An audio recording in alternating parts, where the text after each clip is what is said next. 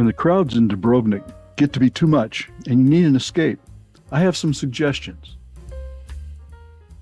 Lokrum Island, a green oasis just beyond the walls of Dubrovnik, is my first suggestion.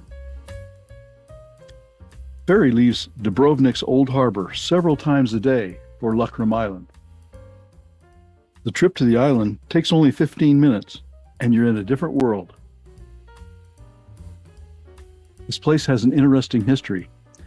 This is all that remains of a 14th century basilica that was part of a Benedictine monastery on the island. The monastery was first mentioned in 1023 and existed into the 15th century. Legend has it that the Benedictine monks were evicted from their monastery by some powerful person, possibly the Pope or the ruling nobility, depending on the version. On their last night on the island, the monks traveled the whole of the island, dripping candle wax and placing a curse on the island and any future owners. You might recognize the cloister as the set for Game of Thrones. Lokrum Island was the city of Quarth in season 2. For Game of Thrones fans, there's a Game of Thrones museum in the monastery building. In 1859, Charlotte of Belgium purchased Lokrum Island with part of her dowry from her marriage to Maximilian, Archduke of Austria. They had a mansion built on the island with a garden full of botanical wonders. In 1864, Maximilian was proclaimed the Emperor of Mexico, which explains this Mexican eagle and snake on a building near the ferry landing. But the Lokrum curse was at work, and in 1867, Emperor Maximilian I of Mexico was executed by a firing squad. And his empress went insane, and the ownership of Lokrum Island went to the Habsburg family. The island was given to Archduchess Elizabeth Marie as part of her marriage dowry. The rest of the story is mired in legal battles, suicide, and madness. In 1959, a botanical garden was founded on Lokrum by the government of Yugoslavia, and today descendants of Maximilian's peacocks roam the island. There are also numerous places on the island's shoreline for kayaking and swimming. Another tip, on the ferry back to Dubrovnik, get in the bow for great pictures of the old city from the sea.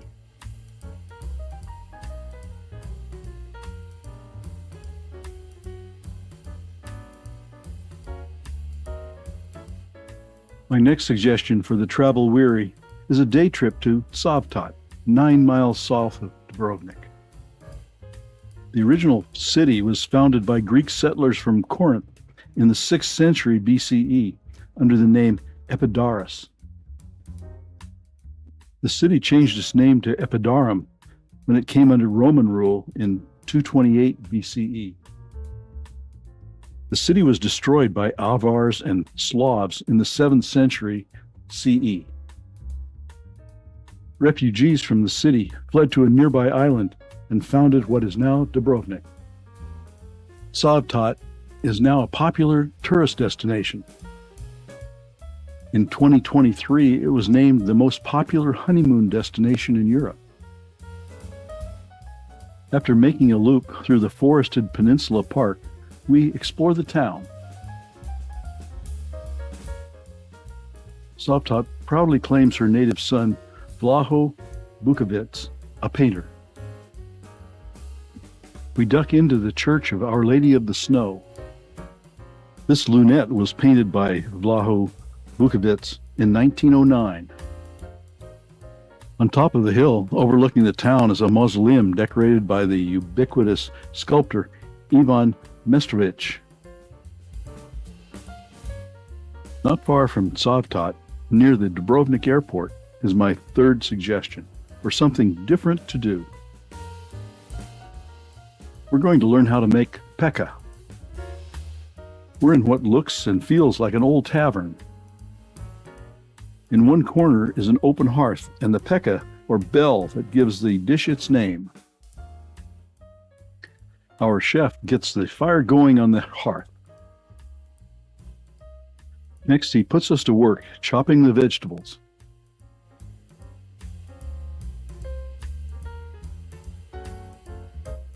I season the veal roast under the chef's watchful eye. Then the potatoes, carrots, onions, and zucchini go in. Then some local wine. Everything is better with wine. It's a masterpiece, ready for the iron bell.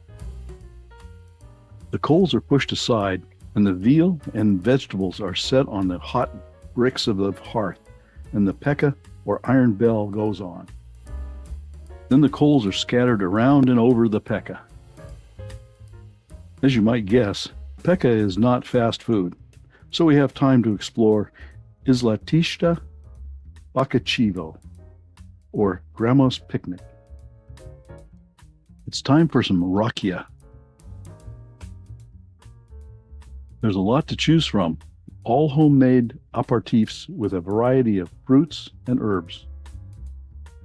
Here's some plum rakia in progress. We have plenty of time to enjoy the view while we sip our rakia. The first course is a very good pea soup. Then the pekka arrives, cooked to perfection, an afternoon well spent. Then back to Dubrovnik for more history, beautiful churches, and crowds.